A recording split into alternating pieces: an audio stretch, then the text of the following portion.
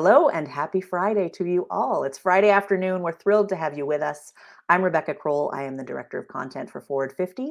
And I would like to begin this afternoon by acknowledging that I am joining you from the unceded Indigenous lands of the Kanien'kehá:ka Nation. As we're meeting in a virtual environment, we also want to acknowledge that from coast to coast to coast, we are on the ancestral and unceded territories of all First Nations, Inuit, and Métis people that call this land their home. We have a code of conduct in place. I'm sure you've heard other hosts talking about it. We take it very seriously. We want to make sure that Forward 50 is a safe and inclusive space for everyone. So please make sure that you keep that in mind when you're chiming in on the comments. And if you ever encounter a problem, please make sure you reach out to us. We do have a process in place to take care of any violations. Join the conversation on Twitter, hashtag Forward50. And if you're not already following us, which you should be by now because it's Friday, we are at Forward50Conf, at Forward50CONF, like conference, on Twitter. And we'd love to hear from you, hear your thoughts, and have you join in the conversation there.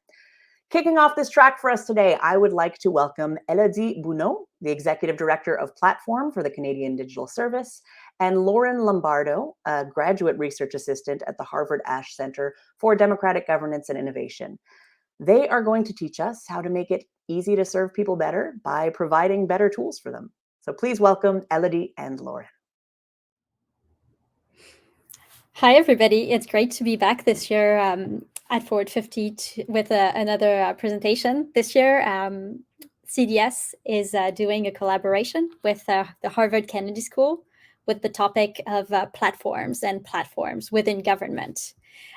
Today, Lauren and myself are going to tell you about platforms and some work that we've done both on the academic side, but also with platforms in the wild and how we've been using platforms within the Canadian Digital Service. Lauren is going to start, so I'll pass it off to her, and I'll come back in a bit to tell you more about the work that we're doing at CDS. Thanks, Elodie. As Elodie mentioned, my name is Lauren Lombardo. For the last year, I've been a research fellow at the Harvard Kennedy School, doing research on the role of government platforms and the benefits that public sector organizations can gain from using platforms in their operations. So to start, it's really important to understand why platforms matter in the first place. So in the business sector, platforms have been used to create new markets, to increase business efficiencies, and to change how customers receive services. In the public sector, platforms have started to be used to improve government service delivery, reduce redundancies, so using shared infrastructure tools like login.gov in the US, and to improve baseline government technical infrastructure. The digital and technical adaptation of platforms in government is not new, however. It may feel like that now, but this really isn't a new idea when we think about sort of what it means to be a platform. The first recorded data registry was developed in 1086 by William the Conqueror, and it collected data on people and land and buildings. And this data was used essentially as a reusable component in all future government projects and removed the need for the data collection process to be part of future service delivery. Basically, the first platform in government. But as the public sector is increasingly adopting digital platforms and borrowing from the success in the business sector, we really need to have a clear understanding on what platforms are, what they're not, and what kind of impact we can expect digital platforms to have in the public sector. So this is really how we think about platforms today. Platforms are often seen as a level of abstraction. This image is probably not new to most people here, but for a quick overview, the gray boxes are what is managed by the platform, and the blue boxes are by what is managed, in this case, the government service or government agency. So the more gray boxes there are, the more abstraction there is, the more blue boxes there are, the more the government agency is managing directly. However, there's a problem with viewing platforms just as a way to abstract away technical infrastructure. The main problem is not all abstraction tools are platforms. plenty of abstraction tools are just products or services that do great work in taking away some of the need for government agencies to handle this technical infrastructure themselves, but don't really have any other components that we would classify as part of a platform ecosystem, and therefore aren't entirely honest about what types of benefits they provide, or don't entirely align with the types of benefits that we would expect to see when leveraging a platform ecosystem. So for these reasons, thinking about platforms just as ways to abstract away technical infrastructure doesn't quite go far enough. Instead, what we need to do is have an architectural view on what it means to be a platform ecosystem. Now, this definition is really just a category to say that if something meets this architecture, if it's built in this way, it's therefore a platform ecosystem. And we define this as a system of low and high variety components with specified stable interfaces through which one can access those components. So to break that down a little further and to hopefully make it a tad more clear, a low variety component is sort of the core of the ecosystem. If we were to think about abstraction, this is where the abstraction would occur. It's a highly reusable element of the ecosystem. It typically encompasses most of the base technical infrastructure, and it's what most of the other applications or components in the platform ecosystem are built upon. Then there's stable interfaces, which are ways to interact with this core component, and high variety components, which sort of sit upon this base and can or cannot be used depending on need and preferences by other people in the ecosystem. One way to understand exactly what this definition might look like is to think through the iPhone.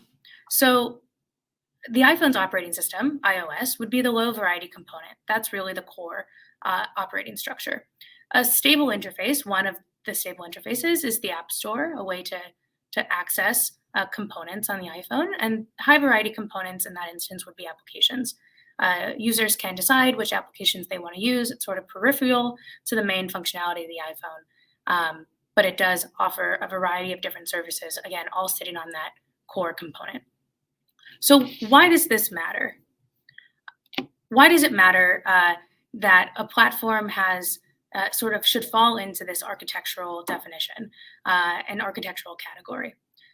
This really matters because platforms built in this way and that can be categorized in this way can reasonably be assumed to access and activate a number of economic properties, including the ones listed here. Products and services don't interact with these economic properties in the same way, and therefore it can't be expected to provide the same kinds of benefits. I'm going to provide just a really quick example of what this looks like. I don't want to get too bogged down in the economics of platforms, but really I'm going to walk through combinatorial innovation specifically, just to show how important it is to understand the architectural definition of a platform and how building a platform differently or having something that fits into this architectural category really changes the way that we would think about the benefits that that type of product provides. So combinatorial innovation is just the reuse of common components to create something new.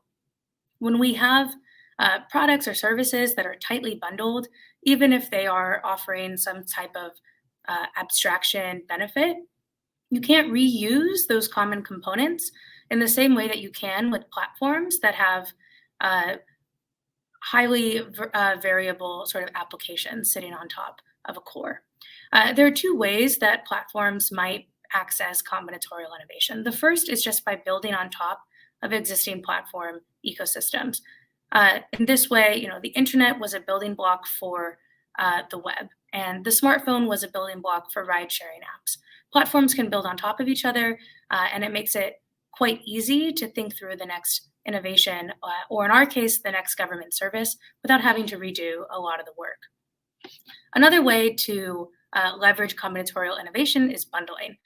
Really, all this means is you can take one of those high variety components that sit sort of on top of the core in the platform ecosystem and decompose that down into the core component such that all other government services would be able to use it in the future. Really, the main takeaways from here are these economic properties are explicitly tied to the architecture of a platform that is built with core components, interfaces, and high variety components or complements that sit within that ecosystem. And these properties don't exist if you're not actually using a platform that adheres to this kind of architectural definition. But as I stated before, this way of looking at platforms really is just a category, and it's helpful for us to look at this category to understand what is and isn't a platform, so that when we're thinking about how to build platforms in government, we know exactly what types of benefits we can expect, and we know exactly what types of tools we're actually providing. However, there are lots of different ways that we might build platforms within this category. It's really a spectrum of different options that are influenced by three main areas: technical choices, operational choices, and government structures. And I'll walk through each of these areas to outline exactly how these choice areas might influence the way that we build platforms. So the first is technical choices. Here, we might need to think through, do we want to make the platform mandatory or voluntary? Do we want to have it be free, or does it need to be profitable based on our budgeting structures?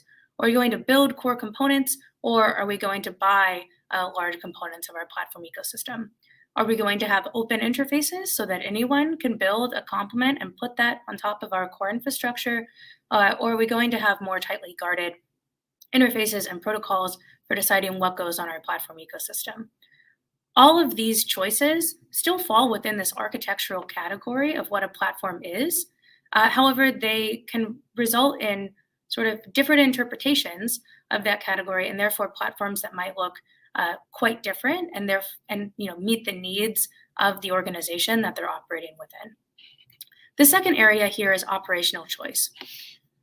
There are three main buckets for operationalizing a platform ecosystem. The first is using a platform ecosystem. This is the most common and quite simple. It can simply just mean an individual agency or ministry migrating to the cloud and using AWS or Google Cloud Platform or Azure as a sort of a base infrastructure in their department. That's using a platform ecosystem. It can also mean sharing a platform ecosystem. This could be shared infrastructure across the government, again, like login.gov or cloud.gov in the US. And then there's be a platform ecosystem, which is much more reflective of government as a platform. The biggest takeaway here is that government as a platform is not the only way to operationalize or use platforms in government. There are many ways that a department or ministry might choose to use government platforms. And the ways in which we choose to operationalize these platforms, again, influence exactly what type of platform we're going to build and how that platform is going to provide economic and operational benefits to the area that we're deploying it in. The last main area that has an impact on how we're going to build platforms within this architecture structure are government structures. I imagine that almost everyone listening has had experience dealing with or navigating or leading all of these categories. Government structures really just refers to the operating environment, what we need to work within while building really any digital service: procurement, budgeting, security, accountability and ownership, regulations, and political support. Accountability and ownership could be, who's going to be responsible if something goes wrong with a sort of shared infrastructure service? Is that going to be the department, the central department that built and operates it? Is it going to be individual departments that use it? And how do existing accountability structures change how likely government ministries are to use platforms? Procurement and budgeting processes are also two really big categories. And I just want to call out that this is where a lot of the work happens, I believe, in developing platform ecosystems. This is, all architecture, everything that we're doing when we're building digital services are political choices. At the end of the day, we can think through what the architecture should be, how we want to respond to these technical choices, how we want to operationalize our platform. But we're really going to have to narrow it down to what's politically feasible and what we want to build to reflect the environment that we're operating in. And so this area in particular is crucial and extremely important when trying to understand and navigate exactly what's possible in deploying and building platforms in government. I want to move on to the partnership that we had with the Canadian Digital Service over the summer. We had a 3-part workshop on platforms covering a lot of the material we've talked about today. And I'm really excited for Elodie to come back and talk through not only what the team is currently doing, but their plans for the future as well.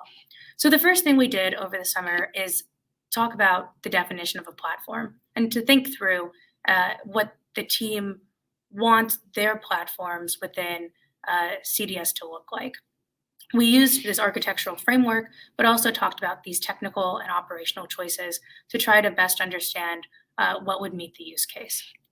The next thing we did was a SWOT, or a strengths, weaknesses, opportunities, and threats analysis with these government structures, the procurement and budgeting group, to best understand what's actually feasible within this context and how these different components of the government operating system are going to either assist or prevent certain technical or operational choices from being made when thinking about deploying platforms.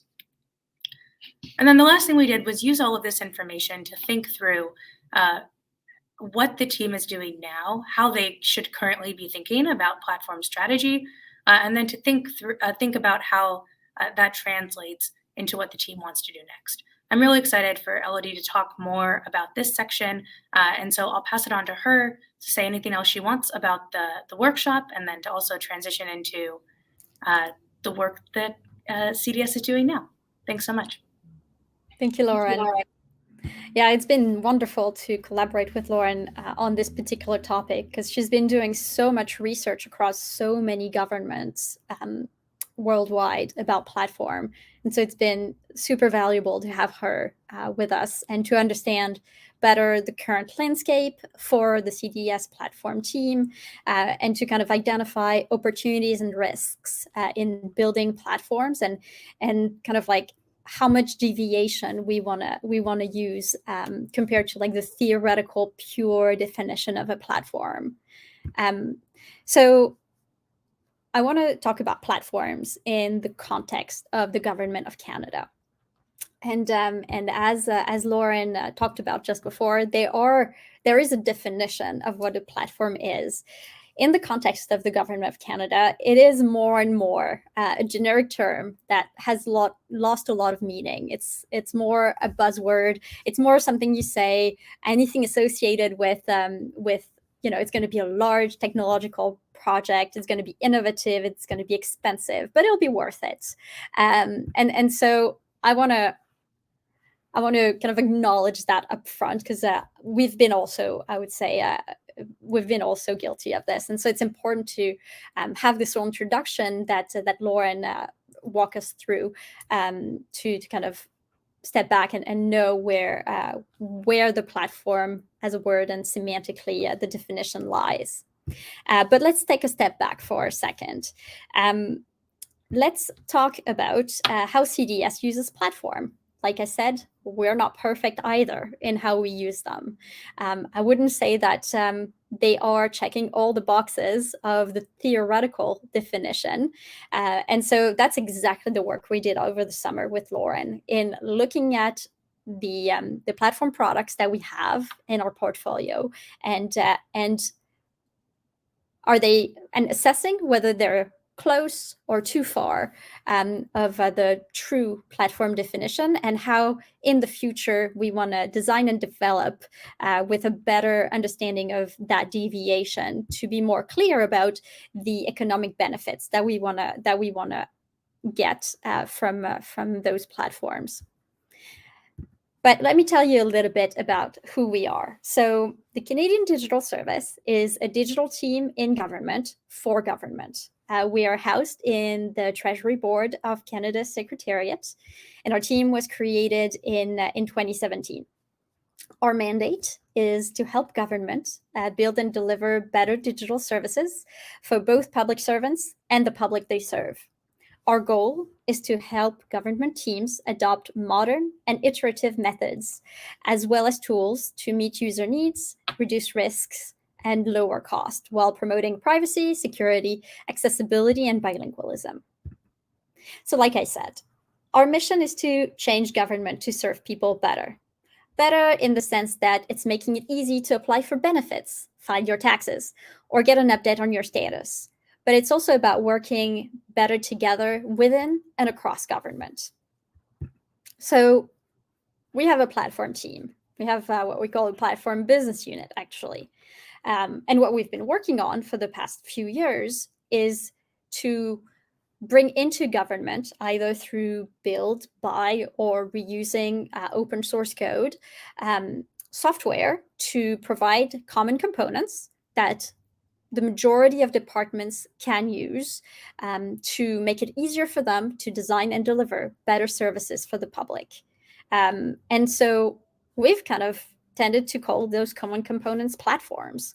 And right now what we've been doing is to reassess if they really are, and if we want them to be, to really lean into those theoretical definitions to make sure that we're designing and building in that with that vision in mind. So why platforms? Well, they make it easier to serve people better, and they provide tools for to public servants. Platform components are reliable, secure. They help providing a consistent service experience to the public. They reduce duplicative investment and effort across the government, and they're continuously tested and improved. They're easy to implement, and they're backed by permanent, dedicated CDS teams to ensure long-term support and stability of the platforms. We didn't come up with that concept on our own. Like, this is not new, like Lauren said. I don't have an example dating as far as she does, but it's definitely been used all across the world. Lauren was talking about the login.gov platform, and there are lots of other examples in GDS in the UK or in the DTA in the Australian government. So this is really about modeling what others have done and accelerate digital transformation in Canada. So how do we work on platform and digital transformation? I thought this was important to bring up here because it's not just about the tool that you're producing, but it's also the path to get there. And I didn't want to discount that. So first of all, and I'm sorry if it's so obvious, but it bears repeating. It's about putting the people at the center of the service. So about putting people first. It's about really engaging with the people who will use the service at every stage and focusing on measurable outcomes. But when I talk about people using the service at every stage, for us, it has kind of like two sides.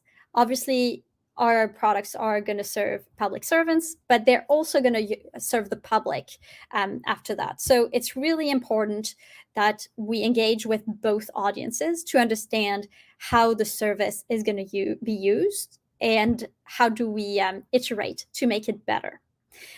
We've actually done pretty wide government research to understand better pain points in a sample group to gauge how technology could really help through the transformation of services, and we got pretty good outcomes. So that's been interesting. We're also about making platforms, products, and services that are accessible and inclusive, and obviously that work on any device or screen. But when we talk about accessibility and inclusivity, it's important to engage directly with underrepresented groups. For instance, with our Forms product, we've been doing proactive research and usability research with disabled groups and communities to really bring them in from the beginning in the fold so that we understand how to make the product better. It's also about continuous iterative delivery. I could have written agile on the slide, but I thought, we're going to get rid of another buzzword here. We're talking about platform for the whole thing. So maybe just one is enough. But it's important. We improve services through iteration, and that means frequent code release. It means making sure we measure what we want to improve on. And it also means that we do ongoing testing and research with our client base. I want to move into kind of giving you an idea of our current product lineup. So we're currently working on knowing whether each of them are a platform or do they collectively create a platform. That's really something that we've been thinking about a lot, and I don't have an answer yet, but that's part of the type of work that Lauren has been helping us think through. So we've kind of classified the products in terms of maturity stage, going from the most mature to the least mature. Our flagship product is the Notify product. It's a notification product that keeps the public informed every step of the way, sending texts and SMS from the Canada.ca domain. It's been in place since November 2019, and it's sent close to 20 million notifications across 160 services. So it's been a great success. We're now working on a pilot with forms, and it's all about making it easier for people and businesses to submit applications. It's a small pilot for now with 8 services, but since July, processing over 200 forms. And then we have our third project that we've been working on. It's actually a project that we're working on across 2 separate departments and across 3 teams with Service Canada and TBS SCMA. The goal is to empower departments to create consistent and accessible experiences across the web and mobile devices.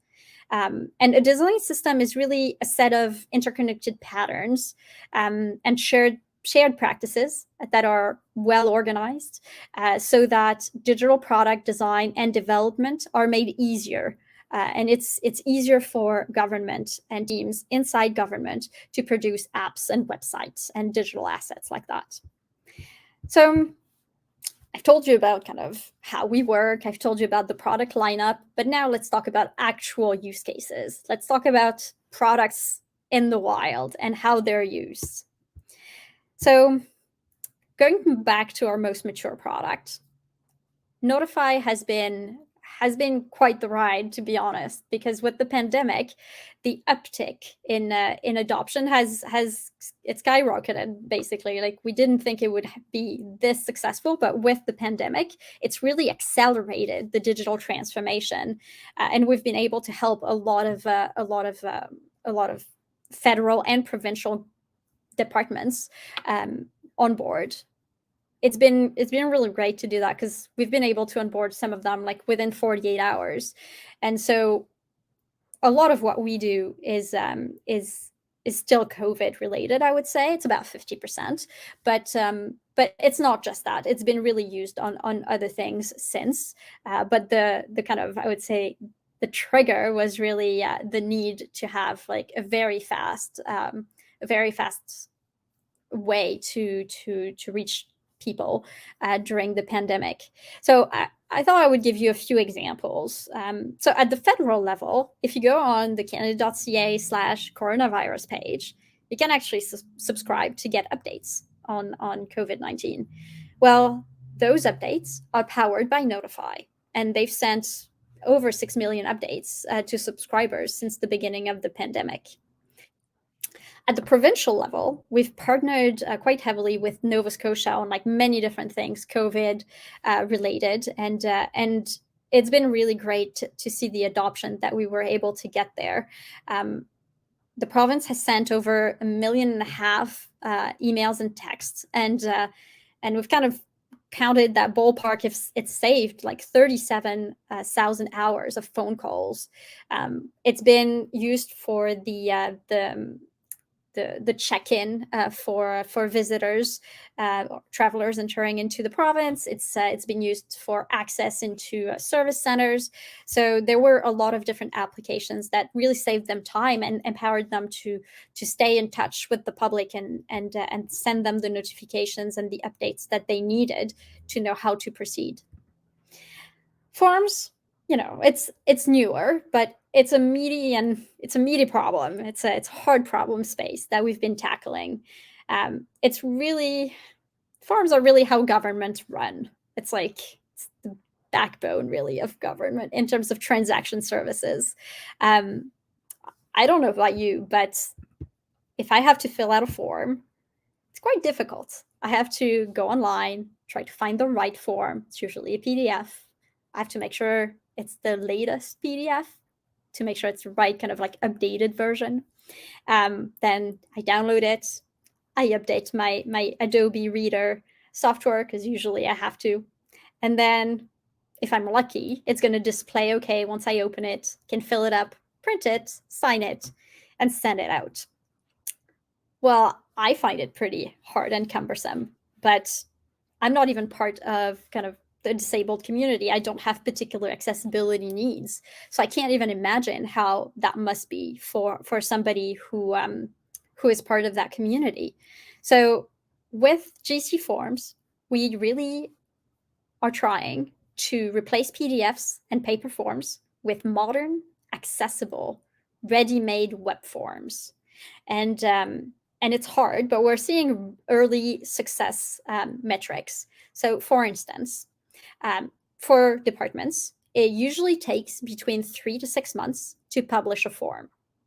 With GC Form, we're able to push a new form within 18 days, and an update takes less than a day to turn around. So it's been really, really encouraging to see those metrics.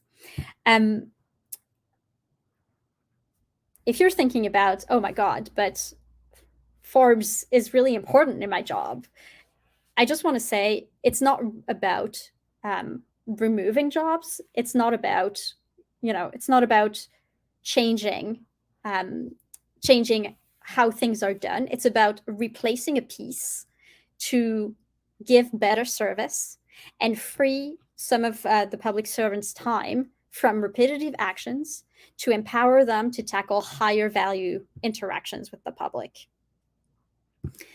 So what have we learned about developing platforms? Well, you have to be clear about the kind of digital product you want to build, whether it's a platform, whether it's a cloud product. And you have to remember, as Lauren was saying, that platforms aren't, it's not all in or all out. It's a spectrum. It doesn't have to be binary.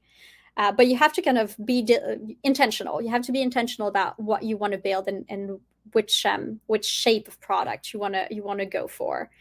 Platforms come with a huge potential, but they tick. You have to tick some of the boxes to make sure that you don't just call your product a platform, and it actually is a platform. The other thing to note is that you have to be ready to maintain that platform, onboard your clients, implement with them, and provide the technical support associated. It is the same with cloud products, but I think it's important to think about that as well, because if you don't invest in that, ultimately your adoption is not going to be good enough, especially in time. There are lots of ways to do this well. It can be a very good user interface and user experience. It can be great documentation, one-on-one calls. You can support email tickets for support. There are lots of things that can be done, but you have to factor it in as you're developing that product. If you're trying to tackle a problem space, platforms are not the only way you can accomplish digital transformation. You don't necessarily need a platform. Platforms are pretty expensive to build. They're difficult, they're complex, and it's not the only way to change government. So don't feel like with this whole talk, you should just get out of it and build a platform. Not at all. On the contrary, I would say really look at your problem space and make sure you know what's needed before choosing what you're going to build. But if you're going to go out and build a platform, keep a few things in mind. So like I was saying, really think about the problem space and the users. That's the most important thing. Then you have to assess the different solutions and the constraints that are your own in your own contexts. And then, of course, start small, test, iterate, and grow your platform over time to make sure that you're getting direction back from the user. Really get that feedback loop in place, so that you can take direction and observe the changing needs of your users and adapt. If you want to hear more about platforms as a theory, as well as how CDS builds platform, you can go on the CDS blog and keep an eye out for an article that we're publishing with Lauren soon. And you'll be able to read a lot more about platforms in government and how CDS is navigating that space. And with that, I think we will move on to questions. Thank you so much. Thank you so much to you both. That was an excellent talk. Hopefully you got some great takeaways from listening to them and the work that they've been doing. They're now going to head over to our QA room, so make sure you grab the link in the agenda and head over if you have any questions. They are happy to answer them. And we will be back here at 2:30 Eastern Time in about a half hour to kick things off with Vic Pant, the Chief Scientist and Chief Science Advisor at Natural Resources Canada. Look forward to seeing you then.